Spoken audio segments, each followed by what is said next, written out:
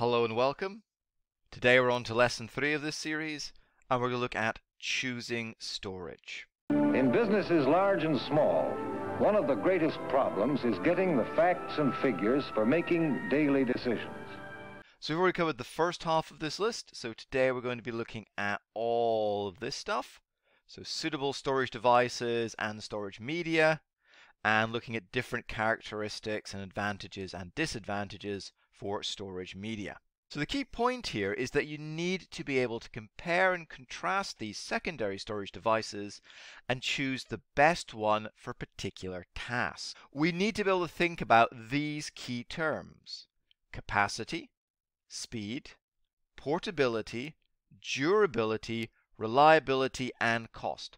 I'll go through each one in a little detail. But in the exam, when you're writing your answers, you really need to be able to use these words and use them correctly to make sure you get all the marks. Let's start with capacity. So capacity tells us the total amount of liquid that a container can hold.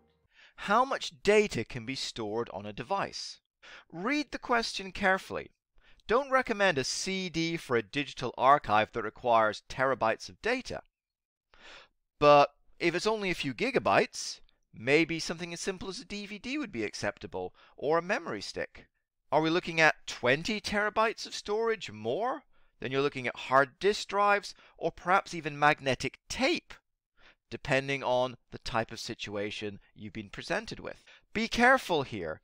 Often when I'm reading the answers students write, they talk about size. They say, I'd recommend a hard disk drive over a DVD because it's bigger. You've got to be careful here, because when you talk about size, are you talking about physical size, or are you actually talking about the data holding capacity of the device? You have to make sure that's clear, otherwise you might miss out on some marks. Speed. I feel the need for speed.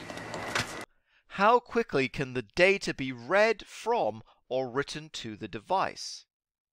If speed is important in the question, then recommend solid-state storage, a USB memory stick, an SD card, a solid-state drive, something like that.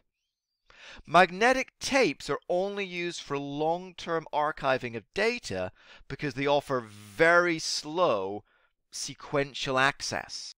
Portability.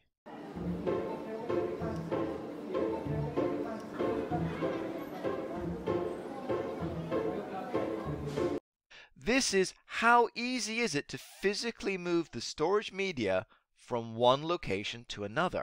If the question talks about carrying data from, say, home to school, then talk about a memory stick or even a CD or a DVD as a possibly a good answer. If you want to talk about a hard disk drive or an SSD in a situation that requires portability, please specify that you mean an external or portable drive. Otherwise, the examiner is going to assume you mean an internal device, and you might not get all the marks that you deserve. Durability. Is the storage media resistant to damage? Knocks, scratches, being dropped, etc. If durability is important, then solid-state memory is the way to go. USB memory sticks, SD cards, or an external solid-state drive. Reliability.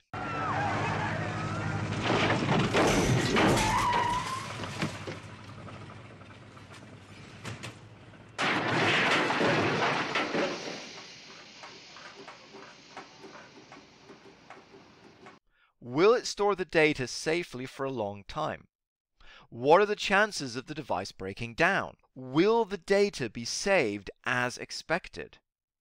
Traditionally, hard disk drives and magnetic tapes have been seen as good options for storing data safely for a long time. However, increasingly you can also include solid-state memory in this category. Cost.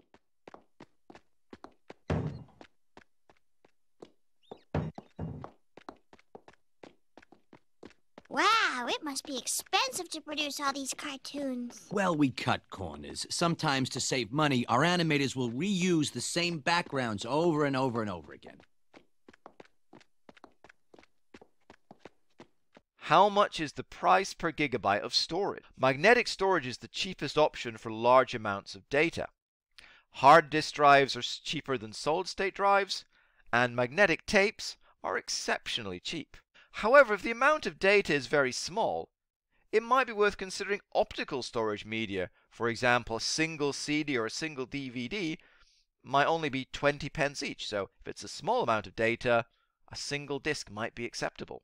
In summary, you need to be able to talk about all these key terms: capacity, speed, portability, durability, reliability, and cost.